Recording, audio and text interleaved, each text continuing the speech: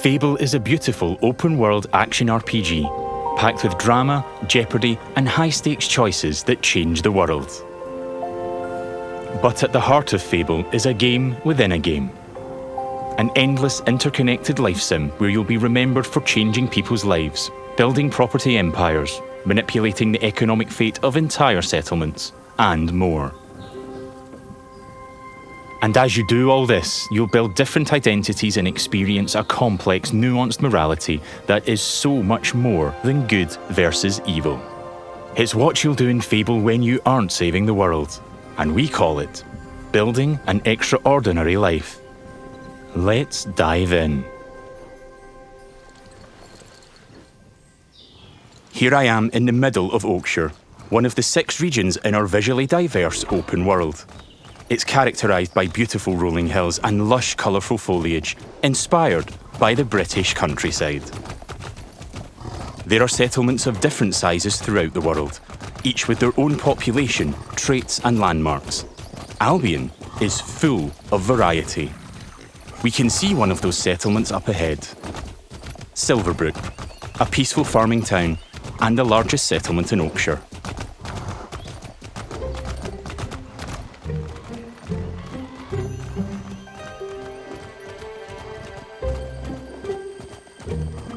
Silverbrook is all about farming, so it has an almost unhealthy obsession with vegetables, which can be seen in every detail of the environment. It's in how the villagers have decorated their houses, their shops, and their streets. It's even in how they dress their scarecrows. When I enter a settlement, I quickly run into the beating heart of Albion. Its people. There are over 1,000 handcrafted, fully voiced NPCs, each one with their own job, home, routine, relationships, and memory. None of these villagers are scripted dressing. They have emergent behaviour powered by real-time systems. They go to work, they go to bed, they have hobbies and families. Sometimes, they just want to spend time in the pub. Albion feels alive because its people have lives. I've never been to Silverbrook, and because I've done nothing of note yet, Max the stable hand here is completely indifferent to me. Got a minute? What do you want then? So, if I ask him to follow me... Follow me. I don't deal with randos. He won't, and he thought I was weird. That's fair. Right then. Bye. Well, and there you go, I guess.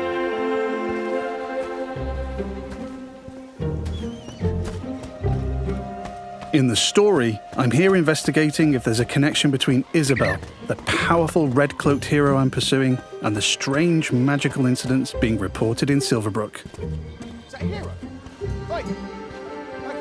I've heard something about giant vegetables and a hero called Arden who lives nearby. Maybe they could help me find Isabel. And it seems there's a bit of a commotion in the town square. Let's see what's going on. Someone needs to tell this little brat what's what. Oh, hero, can you do me a favour and get this bloody kid away from me? No! I won't let you kill Colin! Hero! You have to stop him! Look, kid, I'm a butcher, and Colin's just a pig. Do I need to spell it out? But I'm not like all the other pigs, am I, John? Oh, Look, I am not having this conversation with you again, Colin. Did I just understand that pig? Oh, yeah, the novelty wears off after a bit, trust me. Colin's special! Please. We can eat something else at this little travel feast. Well done. People are expecting a hog roast, kid, and I've been preparing this pig for ages. But I've only just learned to communicate. Who knows what else I could achieve? I've got potential, hero. Don't let me end up on a spit. Please. Well, this certainly qualifies as a magical incident. What you're seeing here is not a cinematic. It's just one of the hundreds of story conversations in our game. We have over 2 hours of high-quality, performance-captured cinematics, just like the ones you've seen in our trailers. But in these conversations, you'll make hundreds of branching dialogue choices that change what happens and how people feel about you. It's important to note that every choice has a consequence. It's up to me if Colin lives or dies, and I think he should live. I mean, come on, he's a talking pig. Let the pig live. Yes! Thanks, hero. I knew you'd understand. No hard feelings, John. You don't make the decisions here. This is my pig, bought and paid for. I can see his point, so I'm going to pay the butcher. What's the pig worth to you? I'll cover it. Oh, it's not just a pig. It's provisions, labour, faff. We're talking thousands. 2,000 gold. That seems pretty steep. All right, Colin's worth it. Here, this should cover your expenses. Fine. Those rumours about Dave's veg better be true. Feast going vegan this year. Hero, you saved Colin. Mum gave me these, but I think you deserve them more. Thanks. Maybe you could help me back. The guild sent me. There's been reports of strange things happening around here. Like what? Who's in charge around here? And where's Arden, the hero? Arden doesn't really come around here anymore. You should try the sheriff. His office is nearby. Come on, Colin. Let's go. I've spared Colin's life. I've also gained reputations as virtuous and shrewd. In Fable, every action generates local reputation. You'll eventually be known for the reputations you build, and everyone will judge you on their own moral terms, often directly. Nice way. And this is at the centre of our complex, nuanced take on morality, evolving beyond just right and wrong. It reflects real life, where morality is multifaceted and subjective. One person's good is another person's evil. Even being merciful will divide opinion. Let's chat to some other folks and see what they think about me. Hello there. Hey, you're that hero. This is Jack the Beggar. He's a commoner who's unemployed right now, which is a shame, given he's a hard-working sort of person. On the right is how he feels about me. Jack likes my virtuous reputation and thinks I'm principled.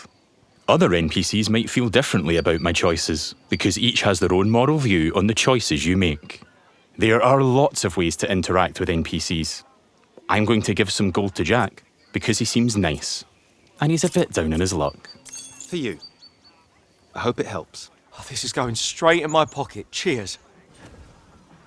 He was grateful for that, and he felt I was being kind. Let's give him a bit more. Here. Don't spend it all at once. This takes the edge off. Thank you. That made an impact. I've gained a reputation for being kind, and I'm known for it across Silverbrook. Everything you do has a consequence. Let's leave Jack. So long. You're like a breath of fresh air, you know? I do like Jack, though. Maybe I should buy him a gift. There are lots of shops with different stock across Albion. Let's go to the general store across the street to see what they have. Every business has NPCs working in them as part of their daily life. Just like Megan here. This is some quality stuff. Welcome, hero. What can I do for you? Doing my deal to save Colin gave me a shrewd reputation, and Megan here is a fan. She's an ambitious commoner, and she thinks I'm savvy because of my earlier deal-making. Every NPC has unique characteristics driving who they are and what they think of you. You know what? Forget Jack. He's dead to me. I'm going to try flirting with Megan. Phew. Is it hot around here, or is it just you? Well, aren't you confident? Between you and me, I've always wanted to swoon. That went well. Megan thinks I'm charming and flirty, and I've started to build a reputation for it in Silverbrook. Let's ask her out on a date. Do you want to grab a drink or something? Would you believe you're almost what I'm looking for? Clearly she's interested, but I'm not worthy of her time just yet. She wants to date an entrepreneur who owns their own home and only wears fancy clothes. They're high standards. She is ambitious after all. All right, I'm invested in taking Megan on a date.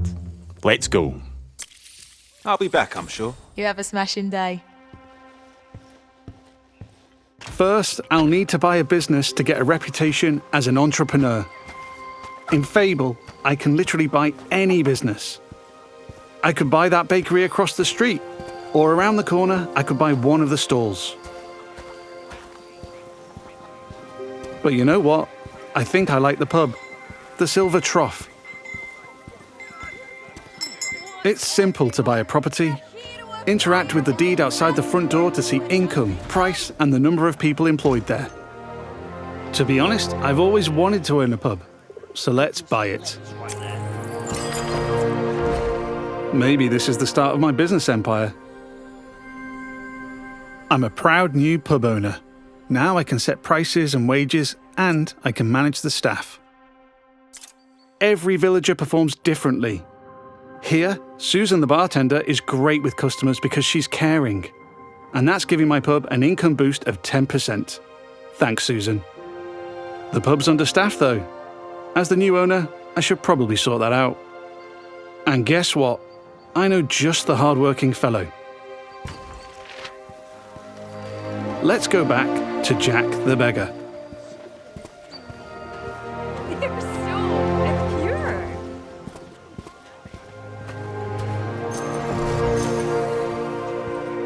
I've also gained reputations as an entrepreneur and as rich, because I bought the pub and it cost me a ton of gold.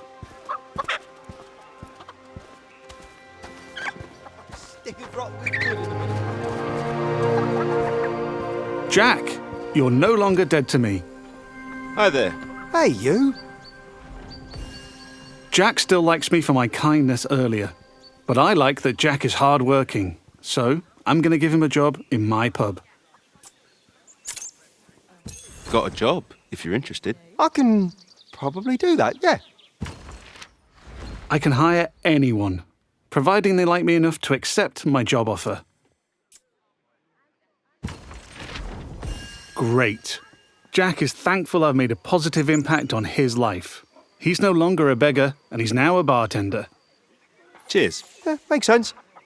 There are so many other people to talk to. Villagers react to the reputations you build, They'd help with anything.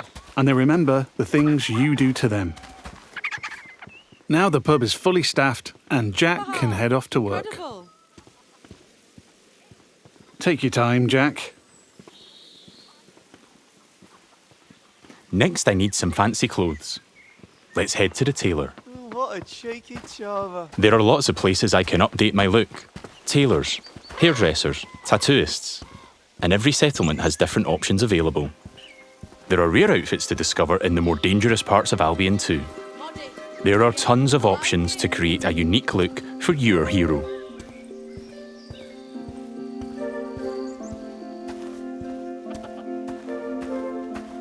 This place looks fancy. Let's head inside.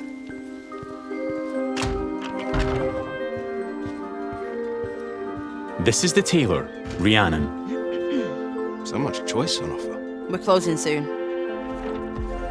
Just like real life, wealth is a divisive topic, and Rhiannon has her own views. In stark contrast to the ambitious Megan, she's very much not a fan of rich entrepreneurs, and she thinks I'm out of touch. Which makes sense, given she's humble. Let's have a look at what she's selling. Fancy clothes, hopefully. Can I see your stuff? Don't waste my time. Rhiannon's jacking up the prices by 80% just for me. Looking closer reveals why. That's just how much she hates me. This is just one example of where your choices ripple through all the interconnected systems. And here I've got our character customizer. I'm free at any time to find a wardrobe and change a bunch of different things about myself. I can change my skin tone, body, head, hair, and lots more. In the tailor, I can only buy clothes, But there's over 120 different shops in Albion, each with their own stock and items to buy. Let's finish my outfit with some fancy shoes.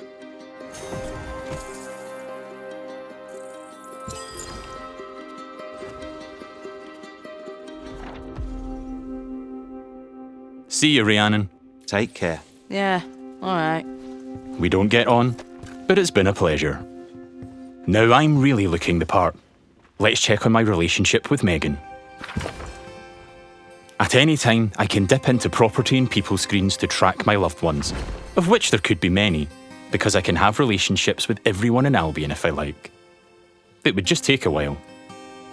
While I'm here, I can see the reputation cloud on the right. It shows me what I'm known for in Silverbrook, as an entrepreneur, rich, kind, shrewd, and virtuous. On a single moral scale, these reputations would be seen the same way, as absolutely good or evil. However, as we've seen with Megan and Rhiannon, Fable's morality reflects the complexity of judgment we see in the world today, where everyone has their own moral view. The last thing left for Megan is to own a home. I'm a bit short on cash though, seeing as I paid a fortune to save Colin and bought a pub. But since I've bought it, I've been earning passive income, so let's swing by to collect it. The people of Silverbrook all have their own nuanced, subjective view of who I am and what they think of me. But if I don't like my reputations in Silverbrook, I can pay the town crier to change them. I give them gold, a lot of gold, and they spread a new reputation for me. If you're rich enough, you can change what people think of you. Here I am at the Silver Trough, now under new management. Let's head inside and check in on our employees. There's Susan, my star bartender from earlier. Well, aren't you a do-gooder? Hey, you. Working hard? Just who I wanted to see. You. Oh, she fancies me because she thinks I'm compassionate.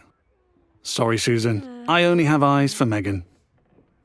Keep at it. You and me, boss. You and me. Hey.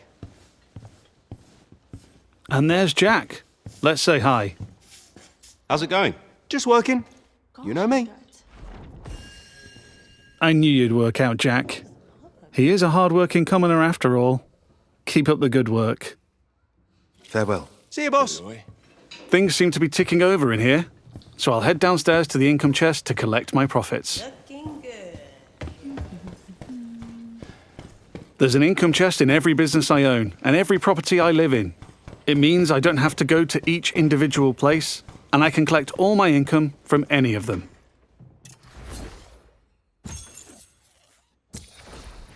I've got a decent amount of gold now.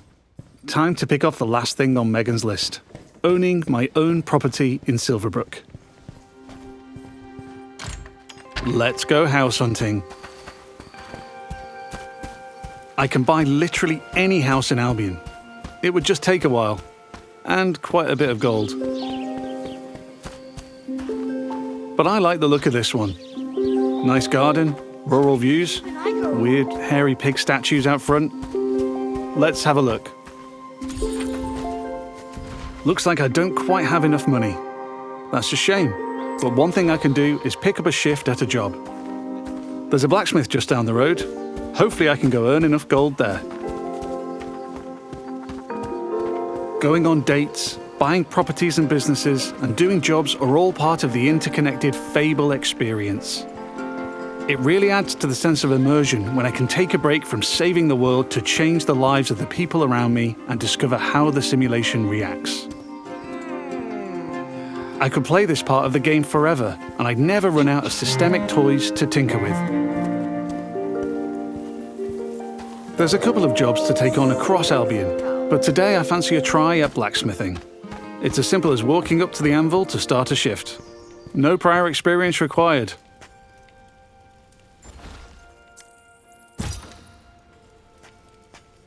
In the interest of time, we've reduced the time limit here, but regardless, it's a classic case of risk versus reward.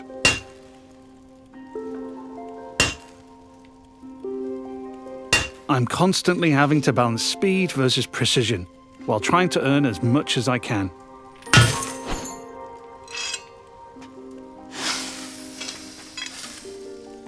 I need to hit all the hotspots to complete an item, but if I manage a perfect hit, just like that, I earn a multiplier on my gold.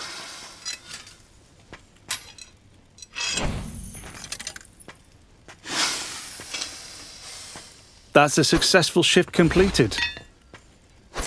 I can return to the blacksmith anytime to earn more gold and gain blacksmithing experience while building my reputation.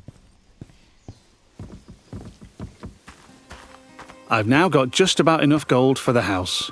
Let's head back down the street and buy it.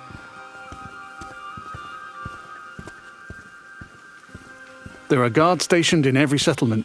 They're always there to keep a watchful eye on the villagers and probably 2 eyes on a hero.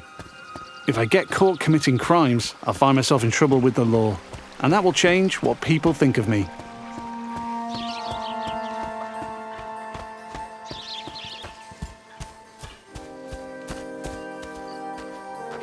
We're back.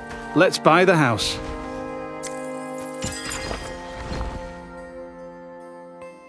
Now I'm the owner, I can hike up the rent or even make it free if I'm feeling charitable. I can manage my tenants too.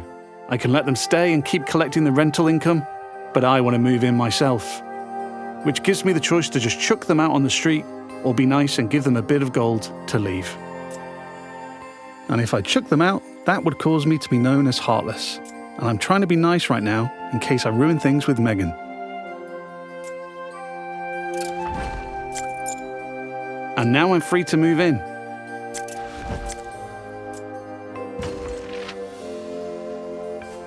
Let's look around. Home sweet home. I can buy any house in Albion, and while this one lacks some square footage, there are huge houses, even mansions I can buy throughout the game. Looks like the tenants left some stuff behind. Awful fans, apparently. Wherever I live, I have access to my income chest and wardrobe, so I can collect all my gold and change my appearance whenever I like. That was the last thing on Megan's list. Let's head back to the general store. Fable has a dynamic time of day that changes what people are doing throughout their routine. It's still the afternoon, so hopefully Megan is still working. If I'm too late, she'll be back home in bed. And there's my new pub with some customers in the beer garden.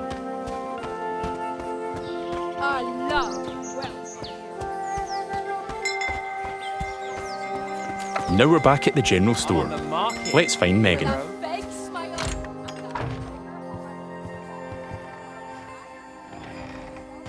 Just the person I wanted to see.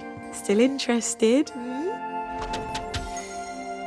I've ticked off all Megan's dating goals, so now my chances of romance are much improved. Let's ask her on a date again. How about a date? A date? Oh, I'm chuffed to bits. I can offer a gift to increase my chances of a date being a good one. As tempting as my new offer is, I'm going to give Megan flowers instead. I think she'll like them more.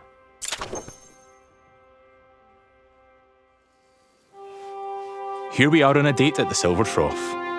Hope I'm getting free drinks.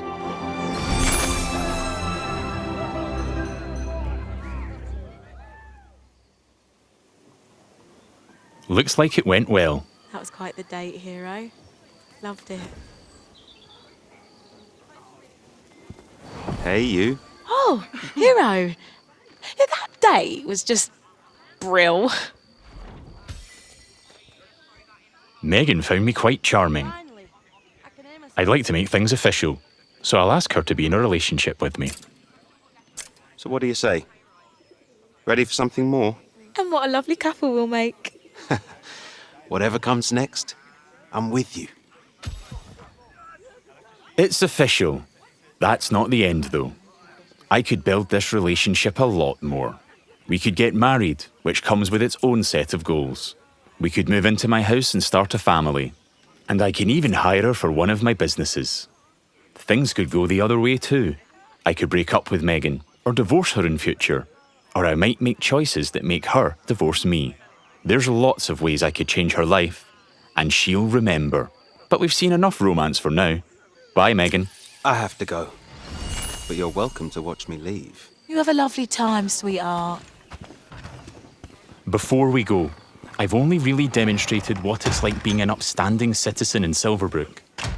Our game is one full of contrast, though, Modest. Yeah, I like it. where I decide the kind of hero I want to be.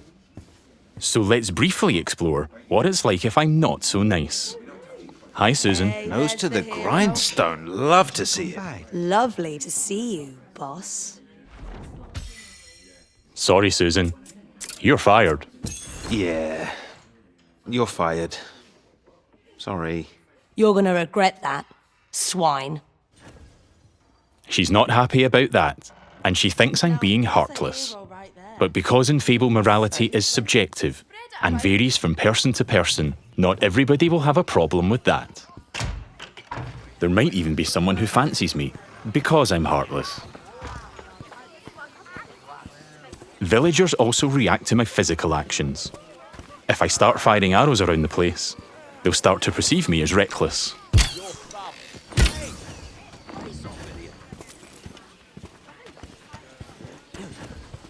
I can even take pot shots at the locals if I want.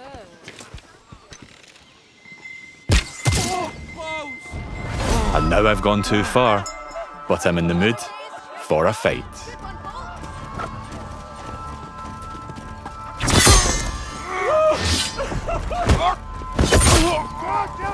In Fable, you can express yourself with your own combat style, combining strength, skill, and will in style-weaving combat. You choose the weapons, skills, and abilities you want to use and blend them seamlessly together.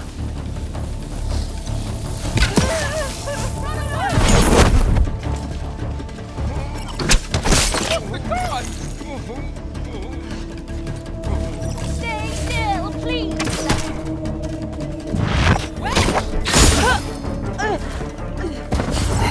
Do I kill him? Why?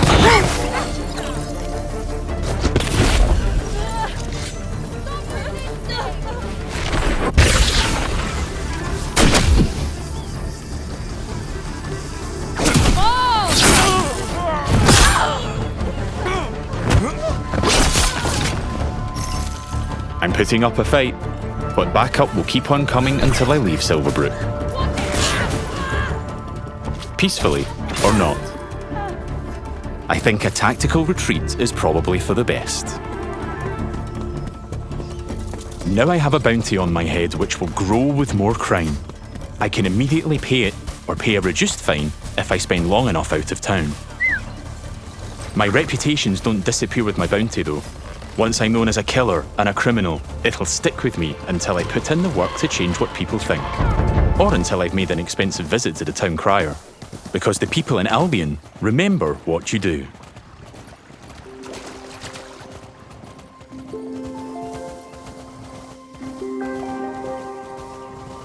Over the past 25 minutes or so, I've bought a pub and a house, been a landlord, and changed a beggar's life. I've customized my look, saved a magic talking pig, fought the law, and I've built a relationship with just one of Albion's 1,000 handcrafted, fully voiced NPCs. And here's the reputation cloud again. I'm rich and charming because of my spending habits and my relationships. I'm also a criminal and a killer due to my reckless behavior and fighting with the guards. Yet, I'm shrewd for saving Colin and an entrepreneur because I bought the Silver Trough. I've built a complex, rich identity in Silverbrook, which the people there will react to through their own moral view. I'm not simply good or evil. I'm so much more than that. There are many more settlements across Albion to explore. My identity is mine to create in each one, and everyone will have their own perspective on what I do as I build an extraordinary life. Thanks for watching, and stay tuned for more in-depth Fable information as we move closer to our launch.